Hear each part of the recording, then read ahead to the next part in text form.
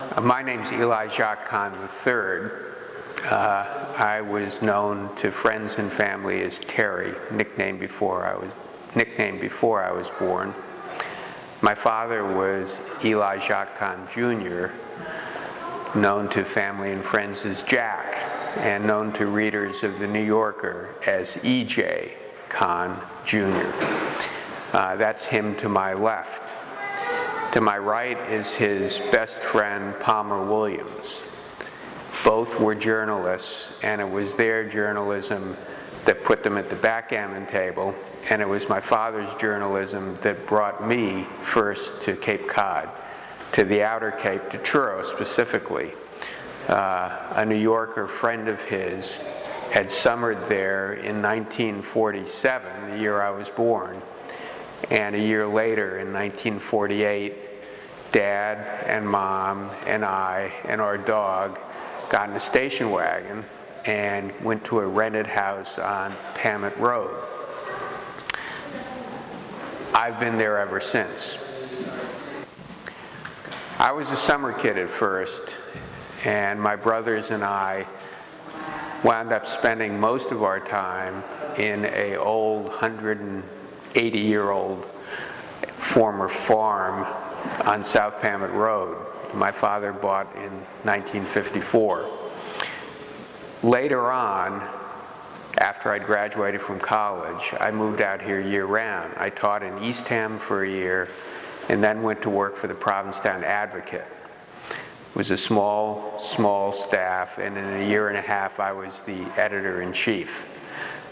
For another 2.5 years, I was here year-round in Provincetown, living, learning, and becoming a journalist myself.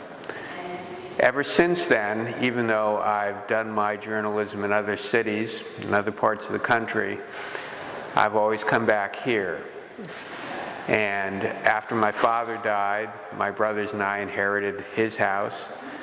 And later on, my wife and I were able to buy them out. And we now own that property from 1954 in our family. We now own that property, and I expect my children will have it after we go. So I feel as though this is my place, my home. My sense of self is deeply embedded in the Pamet Valley and the Outer Cape and the Outer Cape arts community. Since I've been able to establish myself, my wife Leslie Sylvester and I have been able to establish ourselves on South Pamet Road, we've become more and more engaged with today's Outer Cape arts community. 2 years ago, I became president of the board of trustees of Provincetown Arts, the nonprofit press that publishes Provincetown Arts magazine and a number of books of poetry and prose. And that's been a terrifically exciting experience for me.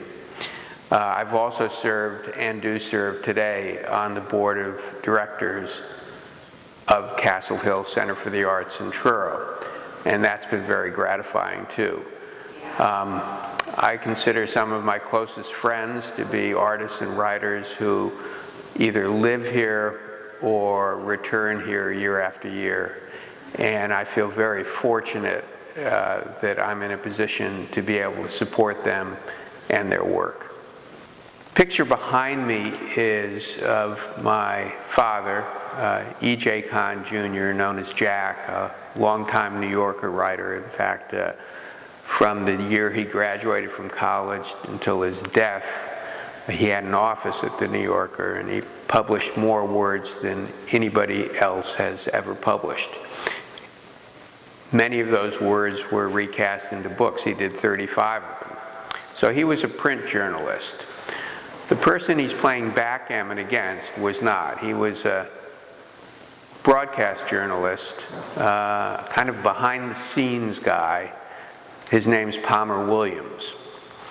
He worked for CBS for many, many years, and his final role was managing editor of 60 Minutes, which he was when it was launched, and he was up till his retirement.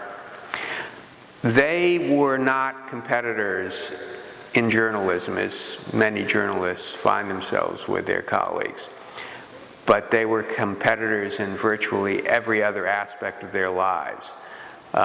They competed to have the best parties, they competed to win on the tennis court, and they competed most of all in backgammon.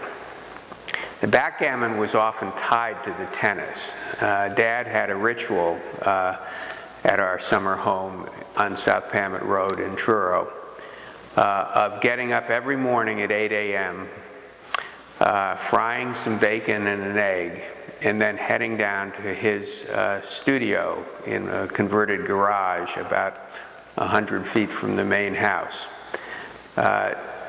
Dad would work down there by himself for about 4 hours, and around 12 noon he would come up, make himself something to eat, occasionally would even have a Bloody Mary, but not so much in the early years. And then at 2 o'clock, he would go out to play tennis on our backyard court with whoever had shown up to play. Whoever was almost inevitably Palmer. And they would play often against each other, often with their sons as their partners. And then at 4 o'clock precisely, they would stop playing, and the backgammon board would be pulled out, and another cocktail of some sort, perhaps a beer, perhaps a Bloody Mary, would be poured, and they would play for an hour, and then at the end of that hour, they would take showers and get ready for the nightly cocktail party circuit. What was interesting was the disparity in outcomes. On the tennis court, Palmer rarely lost, in no small part because his son would become a professional tennis player, and Jack Kahn's sons never did. So there was not much of an advantage when he asked one of us to join him. It was basically leading a lamb to the slaughter.